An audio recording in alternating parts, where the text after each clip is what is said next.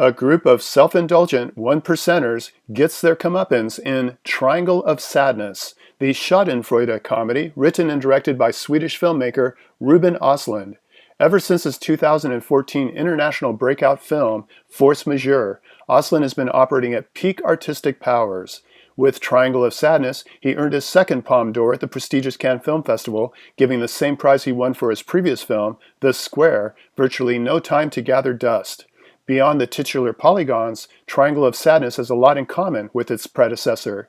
The Square juxtaposed the artificial bourgeois value system of modern art with the real-life issues confronting a museum curator and the poor malcontents living under the shadow of his snobbish reality. Triangle of Sadness expands on Östlund's critique of classism with the same edgy, sharp-witted humor derived from amusingly awkward social encounters. But instead of modern art, he sets his sights on an easier target, the obscenely rich. The story begins in yet another domain defined by the elite, that of high fashion. Carl, a hunky male model played by Harris Dickinson, is participating in a photo shoot. The photographer asks him to relax his furrowed brow because it creates lines above the bridge of his nose that forms an unattractive triangle of sadness. Carl's gorgeous significant other, Yaya, played by Charles Dean, works in the ultimate of contrived professions. Analogous to an arbiter of art in The Square, Yaya is a social media influencer and gets paid for being the arbiter of lifestyle choices. Yaya and Carl's lavish lifestyles are established at a restaurant so exclusive the prices aren't even printed on the menu. After a protracted prelude involving an argument over whom, as a matter of principle, should pay the bill, Yaya and Carl take a vacation aboard a $250 million super yacht. There we meet characters with equally dubious sources of wealth.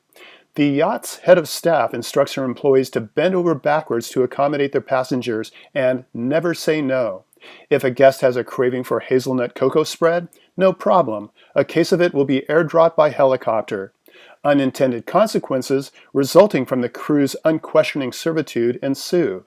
A bleak commentary is provided by a drunken capitalism versus socialism debate between a Russian oligarch portrayed by Zlatko Burek and the ship's captain played by Woody Harrelson in a memorable, albeit relatively brief, performance. The Square might have more angles working for it, but the Triangle of Sadness is more ambitious.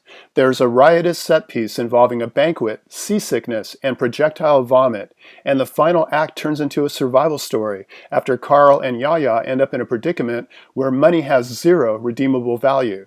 Predicated by the upending of the social order by the one person who has the required skills to provide food, the surprising turn of events in Triangle of Sadness leads to an inevitable conclusion.